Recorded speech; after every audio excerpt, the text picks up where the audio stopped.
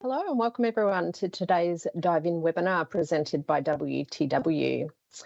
In the spirit of reconciliation, WTW acknowledges the traditional custodians of country throughout Australia and their connections to land, sea and community, and we pay our respect to their elders past and present and extend that respect to all Aboriginal and Torres Strait Islander peoples today. My name is Claire King. I'm the Head of Marketing for WTW in Australasia. And as you would have seen from the video that played a moment ago, WTW is a global sponsor of the Dive-In Festival. And I've been honoured over the last few years to be involved in running our local Dive-In events. And this year is certainly no different. The theme for the 2023 festival is Unlocking Innovation, the Power of Inclusion, and the key learning objectives for the festival are shown on a slide that will hopefully pop up for you. There it is. So today we're aiming to deliver a session that focuses on that first objective around learning from the experiences of people with diverse backgrounds as we explore a way in which both the insurance industry and also the broader corporate landscape can potentially seek to attract diverse talent that they may not have considered before. So hopefully that one will come down. So this session came to my colleagues from WTW who are subject matter experts in organisational culture and employee experience and work and rewards continue to reference the topic of talent shortages on a regular basis. And it's certainly no secret to anyone in the insurance industry that we're suffering from talent shortages right now, as is the case for so many industries in Australia and New Zealand. And WTW research shows that talent shortages have also persisted globally this year, despite labour markets having more stability. So to digress for just a moment, interestingly, the underlying cause for this is actually about demographic shifts, which I find quite fascinating. So in developed economies, large numbers of employers from the baby boomer generation have retired in recent years, while members of the millennial generation have moved past those entry-level roles. And so these shifts have created talent shortages because Gen X and Gen Z are much smaller cohorts. So at the leadership level, there's shortages which relates to less Gen X coming through, and then with the entry-level roles, which relates to Gen Z. So with less people available to hire, it's certainly up to organisations to think quite creatively around how they can source new talent, not only just to fill roles, but to bring a real diversity of skills and diversity of thought to help their business thrive. And professional athletes are certainly a talent pool who possess an instinctive ability to navigate challenges and manage pressure. They're people who are highly motivated, they're resilient, they understand what continuous improvement means, and they certainly know how to effectively contribute as part of a team. So these and other attributes really position athletes as natural drivers of innovation when they work in a corporate landscape. So with that in mind, I'm really excited about our session today, where we will explore how athletes can help drive high performance and winning cultures in the corporate arena. As our audience members, you'll have the opportunity to be involved by submitting questions for our speakers via the Q&A panel, and we've allowed time at the end to get to as many of these as possible. So feel free to put them in the Q&A panel as we go, or you can wait until the end for that.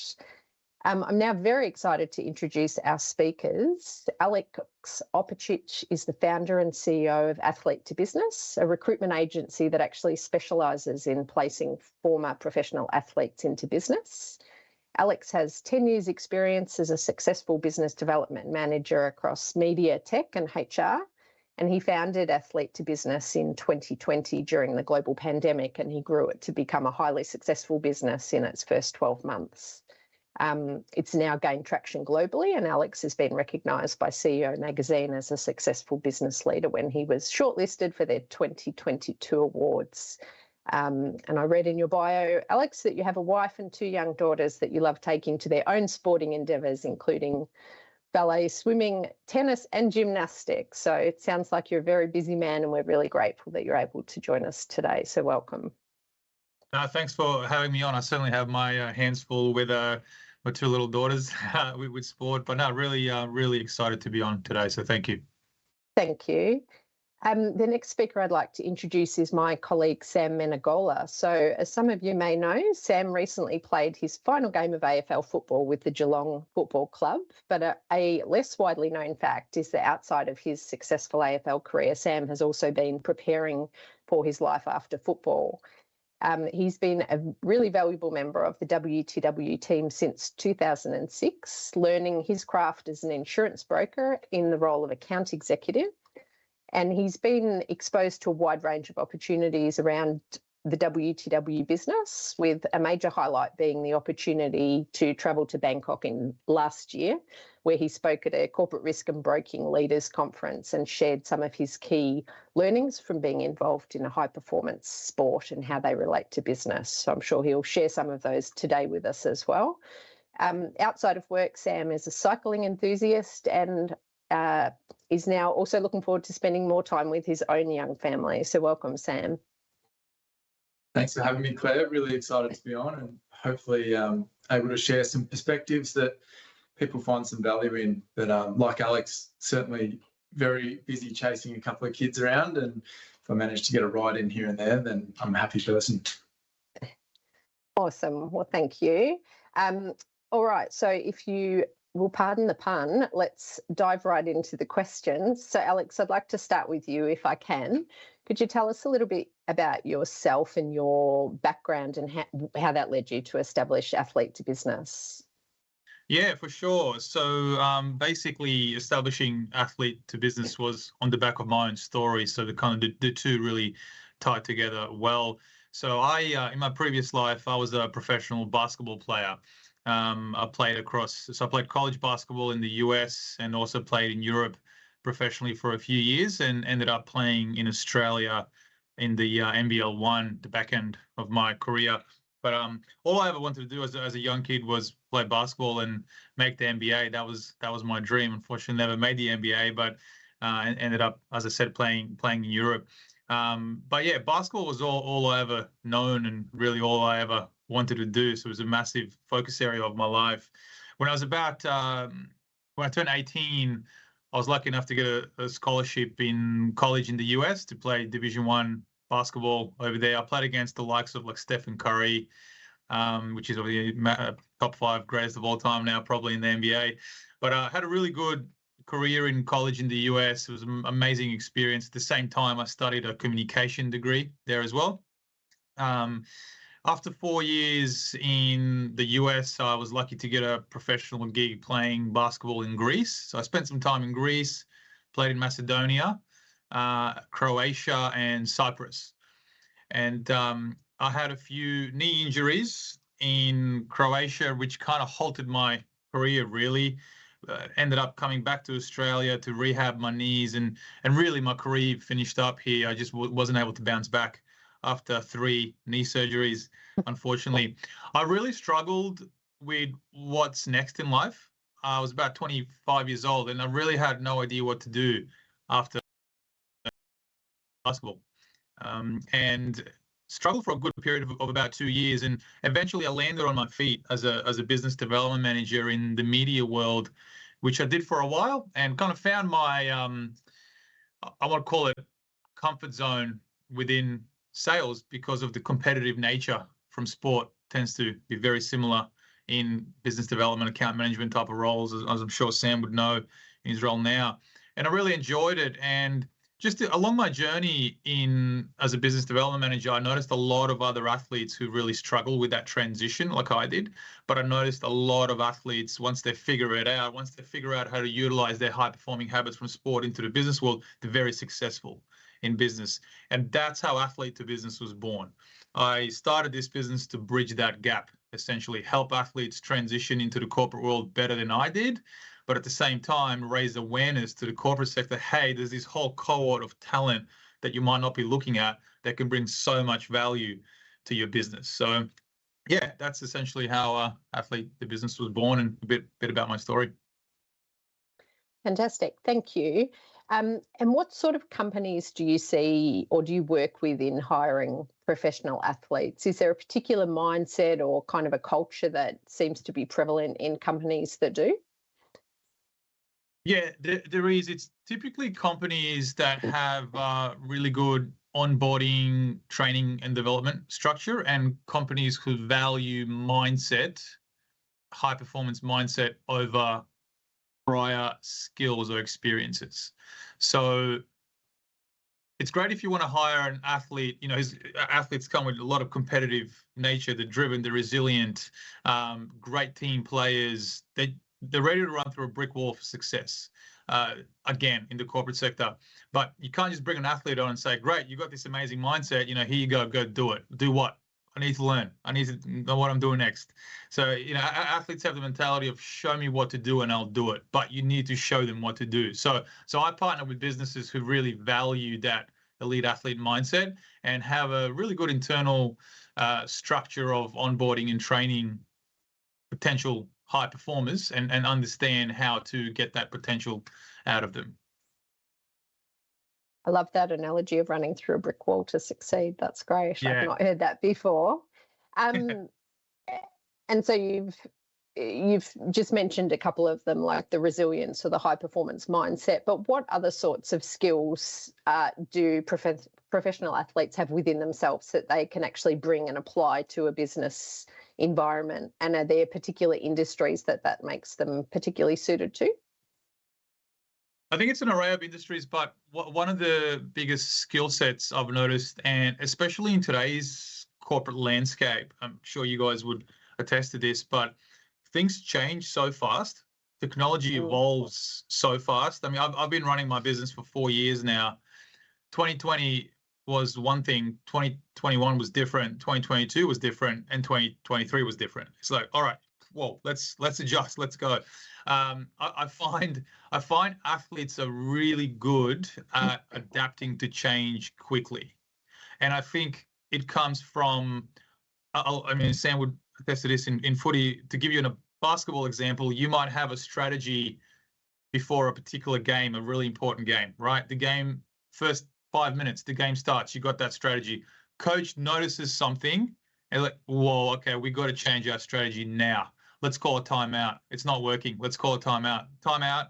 You got timeouts that go for a minute. You got a minute to change your strategy, implement a whole new game plan. We're going to do this now. All right, no problem, and go implement it straight away. And athletes don't complain. We're not, oh man, new strategy. We've been spending days learning this new game plan, and now you're going to change it and like there's no. It's like, okay, cool, coach, no problem. We'll do this now. Change it and adapt and implement that into action. I found athletes are really good at that, just adapting to change quickly and implementing what they learn really quickly into action. So what type of roles, if they're so sort of agile and flexible, what specific types of roles does that tend to make them quite suitable for? I've seen most commonly across sales, account management, business development, and go-to-market strategies. Marketing is another role I find suits well for athletes in that sense. And HR, people management as well. I find leadership is another role, but most commonly, I guess, probably biased towards what I do. I most commonly place athletes into sales and marketing roles. So that's kind of what I see day to day a lot. So this is probably going to sound biased, but I've seen it work really well in sales and marketing environments. But in my network within leadership as well, I've met a lot of athletes who are pretty high up in HR roles and leadership roles. And I just sensed their resilience and adaptability to change is just, incredible.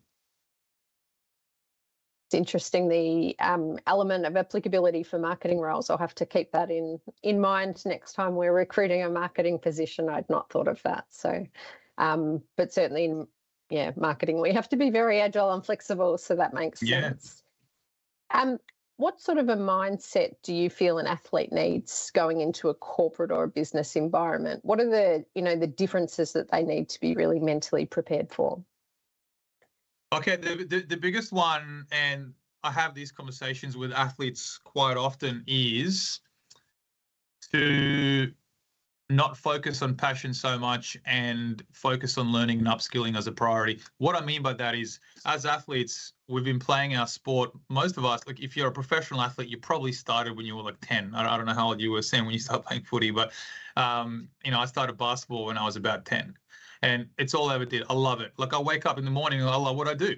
This is what I've been doing all my life, and I'm really excited to go to training, to play games. I'm so passionate about this. Once athletes retire and they do something else, whether it's consciously and most commonly subconsciously, whatever they do next, they compare to their sport. It's like, oh, I'm not as passionate about this. I'm not waking up in the morning going, well, I'm chasing my dream. I love it. I don't feel that same adrenaline rush. People cheering my name, etc., etc. There's no love in what I'm doing. And that's because I want to say some athletes do this consciously, but a lot do subconsciously. We compare whatever we do next to our sport, and it's just such an unfair comparison. Like, unfortunately, it's just not going to be like that anymore.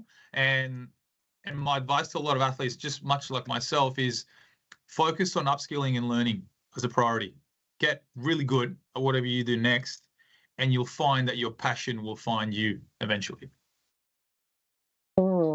Very interesting. Sam, I hope you haven't been comparing what you do now to playing at the MCG.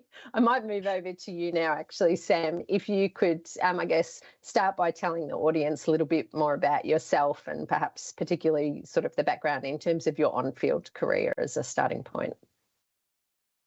So I've been fortunate enough to play 117 AFL games. My career up until I retired was 12 years.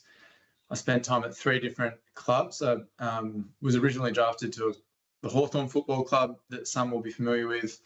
I spent 1 season there, went to the Fremantle Football Club over in WA for 3 years.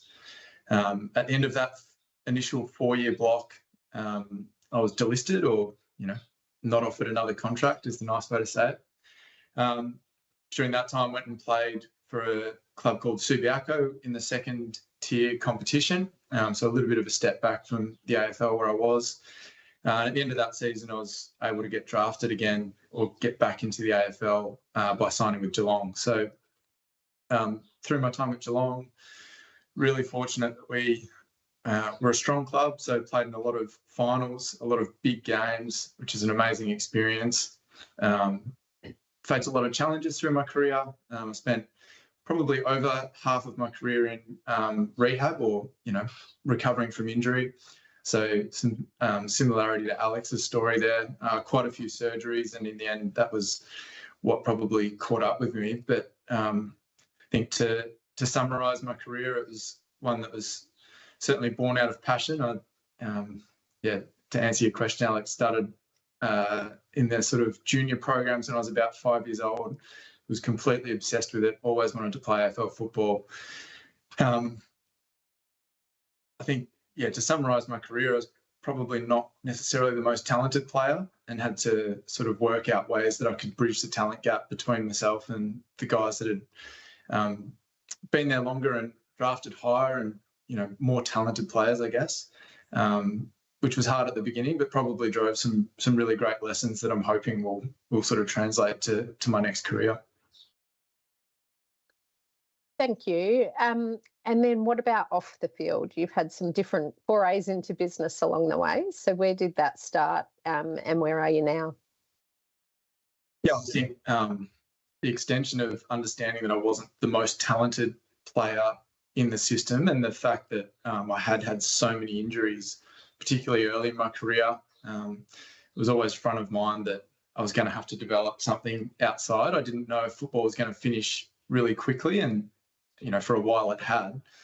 But also, I think when you're in that space within an elite sporting environment, you're really conscious of the fact that, you're sort of struggling to cement your place. It can be a really tough environment. So it really sort of reinforces the fact that you have to develop your career outside of the game. And so from that perspective, I was always pretty sort of engaged with university, and interestingly, I always thought I'd go into advertising, which couldn't have ended up further from it. But started down that pathway. I was fortunate, in the year that I was out of the AFL, playing at Subiaco, I was able to sort of do some work experience at a few places, started a few jobs.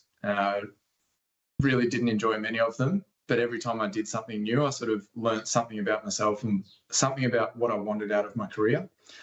Towards the end of that year, I started my first job in insurance at a broker in WA. Really enjoyed it. It was really fulfilling, really sort of met all those, I guess, all that criteria that I'd developed through the previous experiences. And when I got to Geelong, I was really keen to sort of foster that throughout the period that I was playing AFL. I was fortunate enough to be put into contact with WTW through Brent Lehman, who many will be familiar with. And that was just the start of it, an incredible mentorship for me where he showed me a lot about the industry as a whole and sort of gave me the opportunity to really develop my skill set as well and start to build a little bit of a technical base of skills. To do that, really, I just tried to balance, obviously, my training commitments with spending some time with the WTW team. So where possible, with 1 day a week break in our schedule, I'd come up to the office and spend it with the team, trying to soak up as much as I possibly could. When you first started working at WTW, were there any concerns that you had going into a very different working environment, and how did those pan out in reality? I think it might not be the same for every athlete, but certainly as AFL footballers, you definitely have a level of skepticism when those sort of opportunities come up. There's always a bit of, what are they trying to get out of me? So that could potentially be a little bit of a barrier for some athletes. Fortunately for me, that was pretty quickly, put to bed talking to Brent. I, trusted him really quickly, and so that sort of, I guess, eased that for me.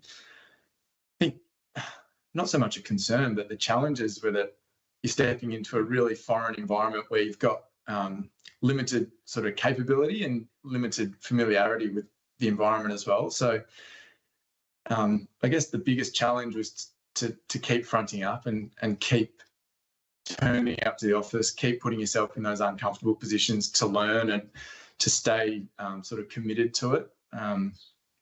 Stepping into a new environment is hard, and doing it 1 day a week for a period of years, you sort of get a little bit of familiarity, but you don't really get that level of comfort that you do when you start a job properly. So that was probably the hardest thing. Again, I had a really positive experience with the team that was around me, and I think being the athlete and going in consistently enough, the team around me probably started to understand what I was doing and why I was doing it. And then once I felt that level of understanding really come to the fore, the level of support that followed that was pretty incredible. Where you talked about that feeling of kind of being uncomfortable and I guess outside of your comfort zone, were there skills that you feel like you brought from your athletic career, like mental grit or determination or anything that you sort of were able to apply to get through those times where you were feeling uncomfortable? Yeah, I think as an athlete, you sort of have to have a growth mindset. It's a bit of a buzzword at the moment. And what it means to me is that whether you're facing a challenge or facing a success, you're still looking at how you can improve yourself. So every opportunity to come up to the office and spend some time with the team, it just felt to me like an opportunity to improve myself. And I think, being really focused on that and really committed to that was the most important thing. And I suppose we'll probably talk about some of the strengths of athletes later, but I think that focus on always trying to find competitive advantages and little marginal gains, they're the things that you focus on when you're in those situations and you're trying to improve. So that's sort of, I guess, the lens that I brought with me when I came in and spent time with the team. And what did you find most rewarding, or I guess most beneficial for you, particularly as someone who until really recently was juggling the corporate job and the requirements of that, as well as this high pressure, sporting career?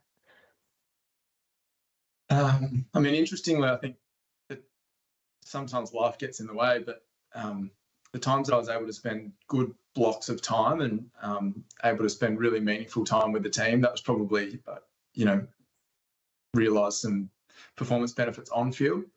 I think, it's not a reason for athletes to do it, because you have to be genuinely genuinely committed to what you're doing and properly engaged in that as a pursuit for it to really have those benefits. But there is upside for athletes in doing it in the immediate term for their sporting performance. One of the most rewarding things, and one of the things that Brent and I have talked about for a long period of time, is when you finish your sporting career, you want to have something to retire to, not just something that you're retiring from. That feeling gives you a real sense of security, and the feeling that you know what you want to do, you've gone through that process, you've found what you want to do, is really, really important for an athlete, because the transition process is really, really hard, particularly if you're not prepared and you haven't been able to find what you want to do and start to build a little bit of, a network and some relationships and ideally some skills around it. So I think that feeling of security was as important as anything. And the other aspect of it that I found really rewarding was that there were times where I was able to, I felt like I was able to contribute to the team in a different way. So whether I was sitting with a leader who was telling me about their part of the business and educating me from a technical point of view, there was times where, they asked about, in your environment, how would you deal with this behavioural or performance issue? And you're able to give a different perspective and some insight into a different way to manage it, or the way that we would do it. So those opportunities where you get to contribute, they're really rewarding as well. It's really, really interesting. So for any organisations that would be thinking of employing a current or former professional athlete, what advice would you have for them? So, what could they do to make that difficult transition that you talked about, as smooth as possible? What might they need to be aware of to help bring out that full potential of the employee and allow them to really excel and flourish in their role? I think the most important thing is a plan. I think you can look at it in two phases. Ideally, the athlete spends some time with the business before they leave their sport, and you start to build a relationship, and the athlete starts to build an understanding of the business. So that internship or that placement part of the journey, it's really important to have a plan of, we're going to show them this part of the business, then this part of the business, and we're going to give them a level of understanding about how the industry as a whole works. We're going to start to build their technical skills, have a plan for when they come into the office, we're going to send them to this person, this person, this person, so they get this exposure, this exposure, this exposure. As an athlete, if you're coming into an organisation and you're putting yourself out of your comfort zone, a plan for the day or for the week or the period of time that you're spending with that organisation is really, really comforting. I think the idea of you can just shadow this person rarely sort of works, because naturally, if you shadow one person, they've got things to do. They've got there's a limit to what they can offer an athlete. Whereas if you're getting to see different parts of the organisation, I think that's where you can get some real value. And as Alex touched on, I think a plan to build the technical skill sets once they do step into your organisation is incredibly important. I think, develop a suite of soft skill sets. So, the idea of that growth mindset, your attention to detail, your understanding of team dynamics, leadership, the understanding of performance under pressure, they're all sort of skill sets that sport teaches you and we're forced to develop. But I don't think you get to realise the strengths of an athlete if you don't give enough support to the technical side of your job. So having a plan and a framework for how you're going to build, the skills that athletes need to do their job properly is probably as important as anything. Your perspective on that certainly supports what Alex said first up around organisations that have really good learning and development frameworks and structures are ones where athletes have that potential to really thrive. So that's interesting. That's obviously the perspective that both of you share. Alex, Sam obviously talked around some of the challenges and mentioned that he had a very supportive manager and who sort of mentored him through that. What advice do you give to anyone who's going to be a leader of a professional athlete in a business environment? Are there any sort of dispensations they need to be prepared to make, or on the flip side, what can they do to nurture high performance from that employee? Yeah, I'd say the biggest one is open and honest feedback straight away as soon as possible. Don't let things linger. If there's certain feedback you want to give the athlete that you feel is a little bit uncomfortable, or you feel like, oh, it might hurt their feelings, or I might get in trouble from HR or whatever it is, say it straight away, because our athletes are used to direct, open feedback from coaches all the time, and all kinds of different feedback that you probably. This is one of the things that I struggled in the corporate sector, and also as a leader in the corporate sector as well, is just how honest can you be in the feedback side of things? Yeah, it's obviously never going to be the same as sport, but my advice is just try and be as honest as possible and don't beat around the bush, because athletes can handle it. We don't take things personally. And we want that feedback. Tell me if I'm not doing a good job at all, and tell me if I completely suck. Just tell me, and how I can get better. I think that's the best way that they learn. So yeah, don't beat around the bush with feedback. Don't try and be fluffy with it, or don't feel uncomfortable. I mean, if you feel uncomfortable, it's fine, but don't feel like you'll hurt their feelings or can't be completely honest because it might be the wrong thing to say. Just say it. And I think athletes will value that. So yeah, good, open, honest, direct feedback constantly. In terms of the candidates that you see coming through Athlete to Business, this is a little bit more of a thought bubble than anything else that's just sort of occurred to me. And I know this might vary from sport to sport, but thinking about people having diverse backgrounds, I kind of have this notion that just by its nature, professional athletes might almost be one of the most diverse groups that you can get, because they're in those sporting positions due to their excellent sporting ability, without bias based on, cultural background or religion or sexual orientation. Is that sort of a fair thought, that the types of people that you would see coming through as candidates are a very diverse group? Yeah, very diverse, and I'm sure Sam could attest to this as well. I've played with teammates from various different cultural backgrounds, personalities, just their makeup, and I think that's one of the reasons that athletes end up gaining really good soft skills, and it's their ability to deal with multiple personalities, to come together in multiple cultural backgrounds, and we all come together to a common goal.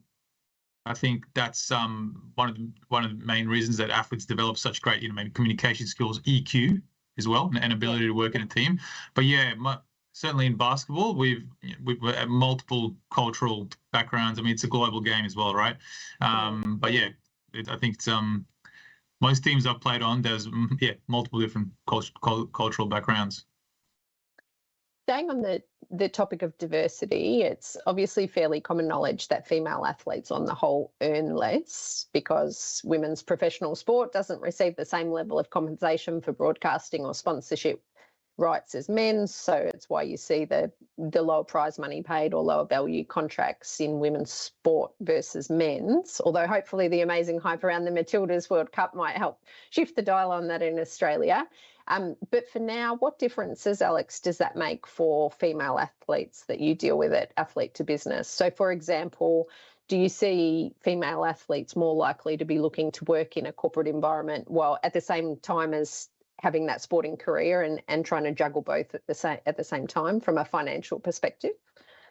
Yeah, absolutely. I've worked with female athletes across most of the sporting codes here that we have, and for a lot of them, their salaries in their sport are really part-time salaries. They still need a full-time or a part-time job to support their income. So yeah, I have worked with female athletes here in Australia. It's tough. It's a tough juggle for them. Really tough. Non-stop. And it also takes a certain employer to find a certain employer for them that understands their schedule. It's like, look, they've got to get to training by 3 o'clock, or they've got physio at 10 a.m. So they'll make up the work at another time. So it's an employer who understands the flexibility that a female athlete would need, but it certainly makes it tougher.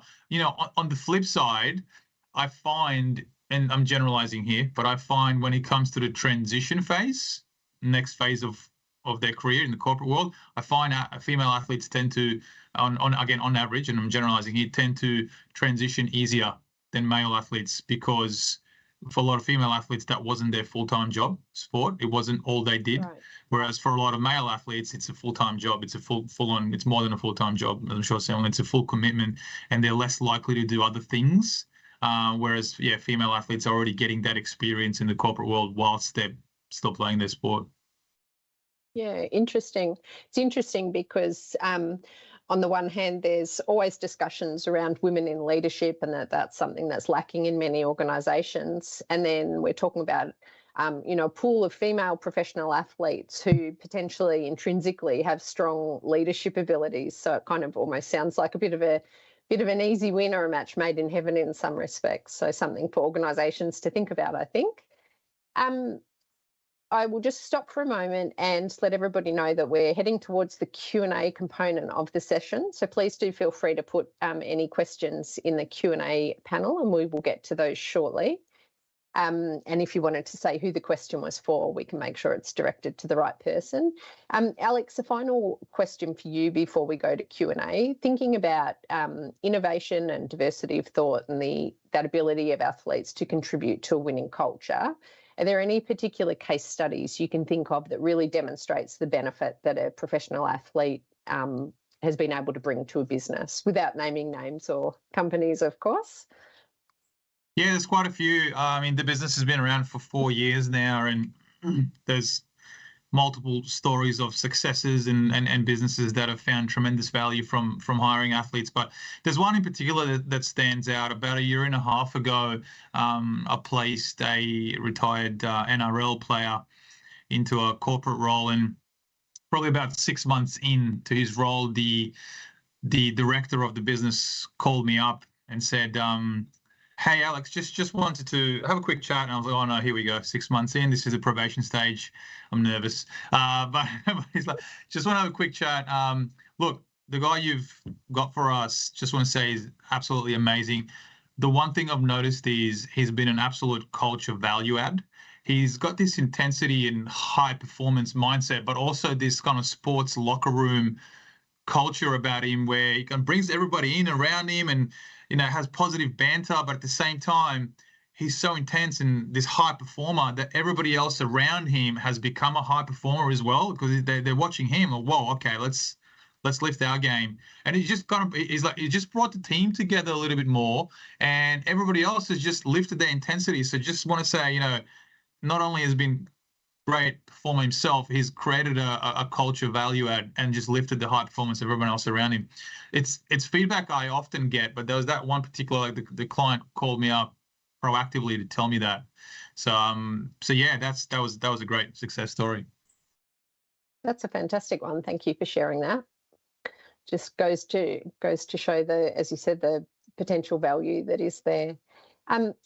Sam, I have a final question for you too before we go to Q&A. It's going to sound a little bit tongue-in-cheek, but it's actually a genuine question. So you've been with WTW for 7 years now. How long do you think how long did you feel it took people in the business, particularly any Crazy Cats fans, which I know there's a few of at WTW, how long did it take them, do you feel, to stop being a little bit, starstruck and thinking of you as Sam Menegola, the AFL player, as opposed to thinking of you as Sam, the account executive that's part of the WTW team? It's a good question. It's a hard one to answer. I think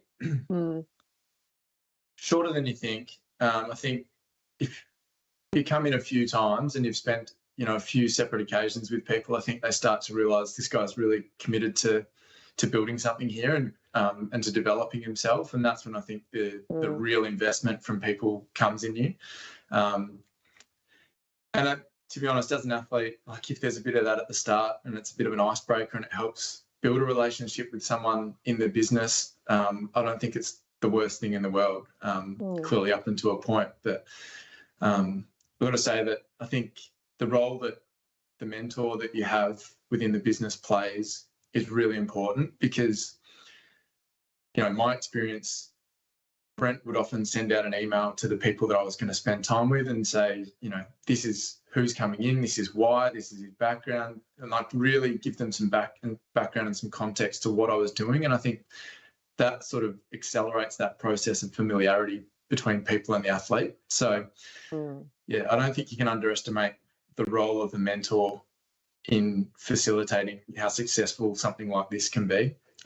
It's one thing to bring an athlete in, but the work that a proactive mentor does behind the scenes can really have a massive impact on whether it's successful or unsuccessful. Yes, it helps to really firm up that opinion in the business that this is someone who's really committed to this, rather than he's someone who's just dabbling and probably will pass and won't stick around. And maybe that's where that opinion sits, or where people's opinions change. We have some questions that have come through. The first question, and happy for either of you to jump in and see what you think about this. So, but you mentioned emotional intelligence, Alex. How can companies leverage emotional intelligence skills honed by athletes to cultivate a culture of emotional intelligence within their organisation, recognising its increasing importance in leadership, employee wellbeing, and overall performance?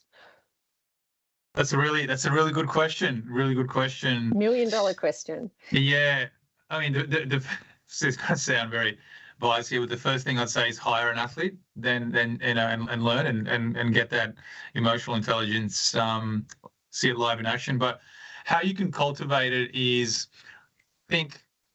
let them be themselves. Let them get to a point. And without sounding arrogant or anything like this, I think I wasn't really able to fulfill my full potential. Let's focus specifically on the EQ side of things. And don't get me wrong, I've got a long way to go and learn and get better in that particular soft skill.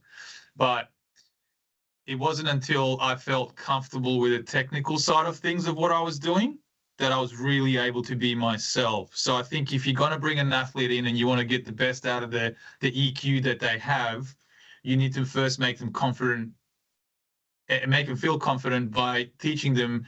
And, you know, as Sam said, make sure they're a really good mentor to really understand the technical side of things of whatever your business is doing first. And then they're going to feel more comfortable in their skin. All right, I'm here, I'm good now, I'm back in my group, I'm back in the zone. And just let them be themselves. Just let them come out. Like, just let them be themselves. And I think you'll see that EQ role. But yeah, in terms of teaching EQ, I don't know. It's a short answer. I think it's one of the hardest things to teach. But experiences and just letting them be themselves is and observe what they're doing is probably a great start. Yeah. Alex, another one for you. Do you find athletes are mainly suited to corporate roles, or are there any examples of where you might have placed where they've entered blue collar work?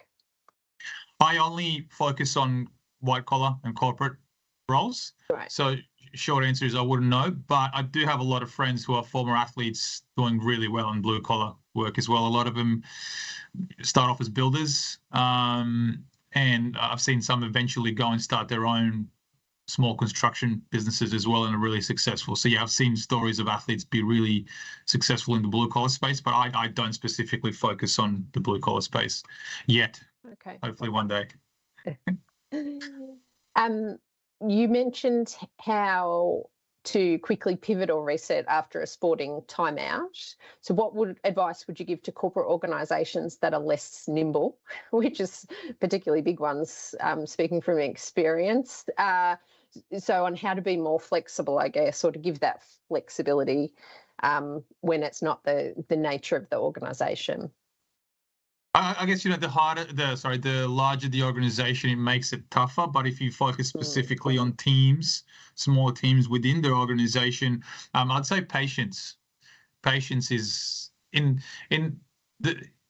contrast, the sporting world is really small, right? Like an athlete's career is a very short time, right?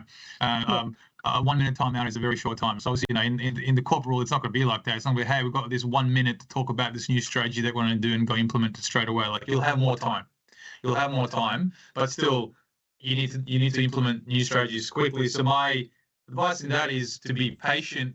You've got a new strategy. Let's implement it now. Like, it might not work 100% initially, but I think it's got to be a good balance. If you're constantly chopping and changing things, you're never going to be really good at one thing. So I think if you're changing a strategy, give it time for that strategy to work and to be more nimble. I think try different things, like do it. Cultivate a culture of trying and be flexible with a variety of things, but also be patient to see if that thing will work or not. Yeah, great. Thank you. Sam, a question for you. The question says, in the AFL industry, inclusion and diversity has progressed massively over the years, but there's still a way to go. For example, it's one of the rare sporting codes that no player has openly come out as gay. Do you think if someone did, the AFL industry would be prepared? Short answer, yes. If I think about all the players that I've played with across my journey, regardless of orientation, you deal with such a diverse array of backgrounds and cultures and just personality types, upbringings. There's 44 guys on a list that have been plucked from every pocket of Australia. So naturally, you get a really broad cross section of society on your list, and that's, as Alex said, you're sort of united in a common goal and you're sort of all working towards that. And it's, I think, a culture of real inclusivity. That's probably been my feeling over the last 12 years that I've spent in sport. I don't think there's been a huge focus on it, largely because I think the prevailing attitude is, if someone is gay and they want to express that, then that's them as a person. So I think absolutely they'd be ready for it. Another question that hopefully you can provide an answer on. What tips can you provide for a 50-plus-year-old manager to Gen Z staff? Look, I think it's something that I've observed a little bit from being in an AFL system. I think a lot of the focus has become on the relationship that you build, and it's not just a professional relationship now. That's been sort of one of the observations and the real shifts. It's not just about what happens from, in a football environment, it's, 9 to 4 or whatever it is. So those relationships that you can build before you have to have a hard conversation, they're what become really important when you're dealing with those people. And I think part of it is just being interested in the person, and they, you derive some, I guess, a sense of safety and trust, and you build that connection and relationship through that. But also the way that you deliver feedback, and it's one thing to express to an athlete something that they're not doing well or something that they have to work on, but the next thing is probably to, help them with the next step and help them with the steps to grow and put in place some things that you can improve your performance and yourself with. So if you can build a connection prior to the tough conversations and then offer some support after those hard conversations, that's where I've seen the Gen Z and slightly older manager relationships in a football club really flourish. Very interesting. Thank you. One more for you. Where do you see yourself 5 to 10 years post AFL? It's all right if you want to say in Simon Weaver, our CEO's job at WTW, but have you got any other thoughts outside of that? I'll be a little bit more realistic than that. No. Look, hopefully building a really promising and fulfilling career at WTW. I've had a really great experience so far. I think if you look at sport, you just have such a strong sense of purpose around what you're doing. And this probably relates to some of Alex's comments earlier about passion and trying to separate the two. I guess where I've landed on it is, yes, I'm stepping away from a career that I had a sort of, I guess, natural passion and drive to succeed in. But I sort of feel the same passion to just see how good I can possibly be in this career. So football, my main drive was, I guess, a curiosity of how good I could be as a player, and in this career, it's really similar. It's about how good I can possibly be as an account executive, and then how good I can possibly be if I can get to the next step. So hopefully I'm climbing the ladder and improving and, putting together a successful career. And the good news is, in this career, you don't have to go to work with 70,000 people watching you have a good day or a bad day either. So, yeah. Question for both of you, maybe Alex, if you wanted to think about this one first. Do either of you have regrets about your sporting career, what you did differently, or advice to your 18-year-old self?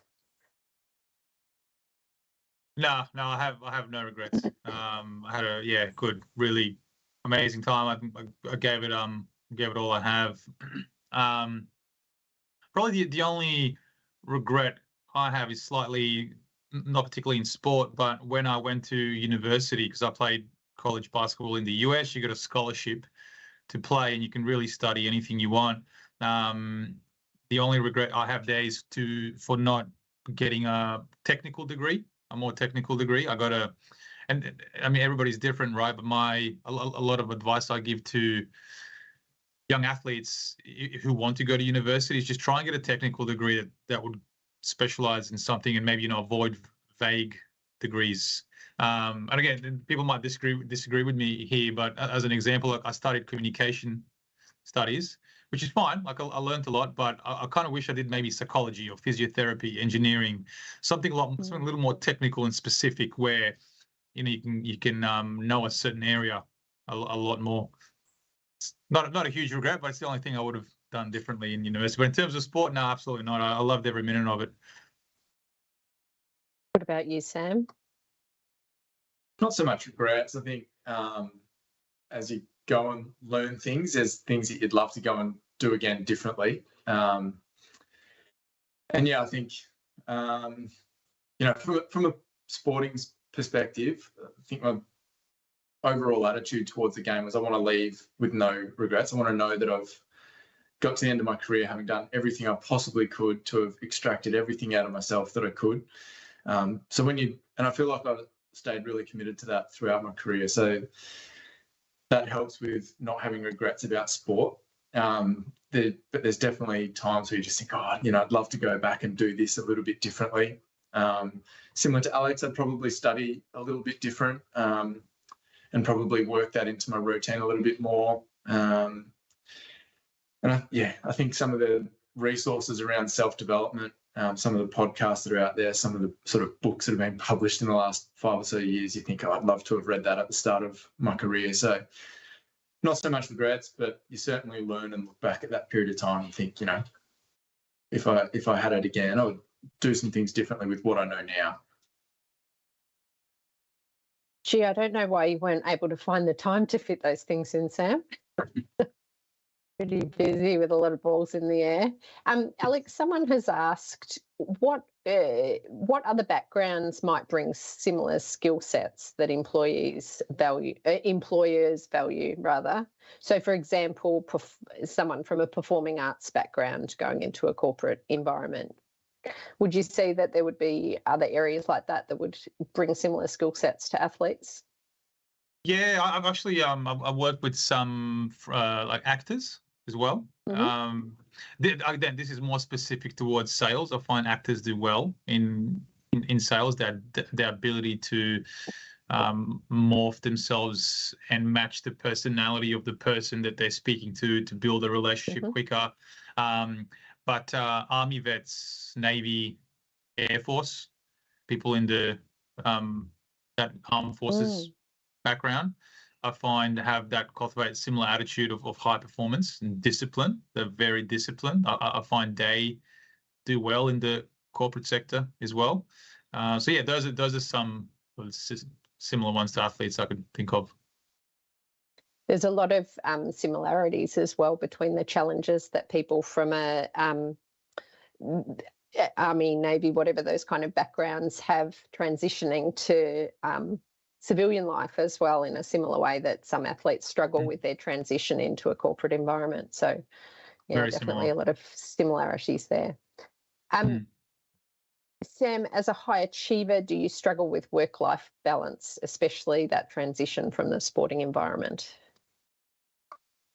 There's definitely a balance there, and you can, when you're so committed to something, you can certainly feel yourself being drawn to do more and more and more. Yeah, I think fortunately, I'm coming from a sport that was really well resourced, so I've had access to a psychologist for the majority of my career, worked with a few different ones. A lot of the work we've done is about, understanding your identity as a person and not just an athlete or an employee. And so that's important because it really strengthens your connection to your identity as a dad, and then that helps you prioritize how you spend your time. So I think that's been a really important piece of work for me in terms of, being able to sort of juggle the draw of wanting to be successful in your career, but also the need to spend time at home and be present at home. And so that's sort of how I've found the balance in what I'm trying to achieve on both fronts. Yeah, very good. Thank you. Well, look, it looks like the questions have stopped coming through, which is lucky because we're pretty much right on time to end our session right at 1 o'clock. So we'll say that brings us to a close for the session today. Alex, thank you so much for joining us and sharing all the knowledge that you've learned through your time, both as an athlete and through Athlete to Business. And if anyone on the call would like to find out more about Athlete to Business, I think they can find you at athletetobusiness.com.au with the number 2 as the Athlete to Business. So thank you, Alex. It's been great to have you. No worries. No, thanks for having me. It was really fun. Sam, thank you for taking time away from your working day job to speak to us today and share all of your personal insights as well. It's been a really fascinating discussion, and I'm really grateful to both of you for your insights. So thank you to Sam. Thanks for having me. Lastly, I would also like to thank all of our attendees for joining us on the line. We really did have lots of questions come through in the Q&A there, so that's been great. I believe that a replay link of the webinar will be made available on demand on the Dive In site afterwards, in case you want to watch it again or share it with your colleagues or friends. So that's all from us today. Thank you again, everyone. Have a great afternoon, and bye for now.